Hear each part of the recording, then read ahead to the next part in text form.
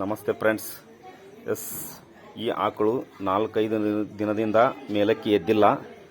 Water energy ಪ್ಯಾಡನ್ನು ಹಾಕಿದ್ದೀವಿ. ನೋಡೋಣ ಅಂತಂದ ಮೊಣಕಾಲಿಗೆ ಮತ್ತು ಮುಂದೆ ಕೊರಳಿಗೆ ದೊಡ್ಡದು 20 ಲೀಟರ್ ವಾಟರ್ ಎನರ್ಜಿ ಪ್ಯಾಡನ್ನು ಕೊರಳಿಗೆ ಹಾಕಿದ್ದೀವಿ ಮತ್ತು ಎರಡು ಕಾಲಿಗೆ, ಹಿಂದಿನ ಕಾಲಿಗೆ ಸಣ್ಣ ವಾಟರ್ ಎನರ್ಜಿ ಪ್ಯಾಡನ್ನು ಹಾಕಿದ್ದೀವಿ. ತಾವು ನೋಡ್ಬೋದು ಆಕಳು ಮಲ್ಕೊಂಡಿದೆ. ಇದು 5 ರಿಂದ 6 ದಿನ ಆಯಿತು ಮಲ್ಕೊಂಡು ಆಕಳು.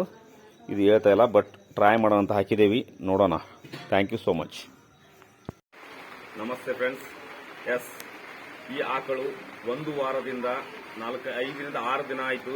ಇದು ಕರುವನ್ನ ಹಾಕಿದೆ. ಆಕಳನ್ನ ತಾವು ನೋಡ್ಬೋದು. ಇಲ್ಲಿ ಇದು ಕರುವನ್ನ ಹಾಕಿ ಮೇಲಕ್ಕೆ ಏಳೇ ಇಲ್ಲ. ಯಾಕಂತಂದ್ರೆ ಇದು ನಿಶಕ್ತಿಯಾಗಿತ್ತು. ಕಾಲುಗಳು ಎರಡು ಕೂಡ 4 ಕಾಲುಗಳಿಗೆ ಶಕ್ತಿ ಇರಲಿಲ್ಲ. ಬಟ್ ಮಲ್ಕೊಂಡಿದ್ದ ಆಕಳು 5-6 ದಿನದಿಂದ ಎದ್ದಿದ್ದಿಲ್ಲ. ಯಾಕಂತಂದ್ರೆ ಇದಕ್ಕೆ ಪ್ರಾಬ್ಲಮ್ ಇತ್ತು, ಕಾಲಿನ ಪ್ರಾಬ್ಲಮ್ ಮತ್ತು ಬ್ಲಡ್ ಸರ್ಕ್ಯುಲೇಷನ್ ಪ್ರಾಬ್ಲಮ್ ಇತ್ತು. ಆದ ಕಾರಣ ನಾನು ನಿನ್ನೆ ನಮ್ಮ ಸಿಸ್ಟರಾದಂತಹ ಶಾರದಾ ಮೇಡಮ್ ಅವರು ಹೀಗಾಗಿದೆ ಆಕಳಕ್ಕೆ ಅಂತ ಹೇಳಿದ್ರು. ಬಂದು 20 ಲೀಟರ್ ವಾಟರ್ ಎನರ್ಜಿ ಪ್ಯಾಡನ್ನು ಹಾಕಿದೆ ಮತ್ತು ಕಾಲುಗಳಿಗೆ ಸಣ್ಣ ವಾಟರ್ ಎನರ್ಜಿ ಪ್ಯಾಡನ್ನು 2 ಕಾಲುಗಳಿಗೆ ಹಾಕಿದ್ದೀನಿ. ಬಟ್ ಆಕಳು ರಾತ್ರಿ 10 ಗಂಟೆಗೆ ಬಂದು ಹಾಕಿದ್ದೆ.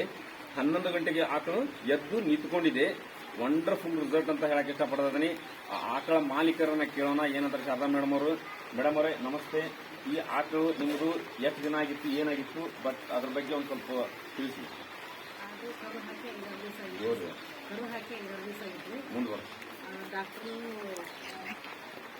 ಡಾಕ್ಟರ್ ಬಂದು ಇಂಜೆಕ್ಷನ್ ಮಾಡ್ತಾ ಇದ್ರು. ದಿನಾನು 4 ದಿವಸ ಇಂಜೆಕ್ಷನ್ ಮಾಡಿಸಿದ್ವಿ, ಕಡಿಮೆ ಆಗಲಿಲ್ಲ. ಅಕೌಂಟ್ ಹೇಳಲಿಲ್ಲ.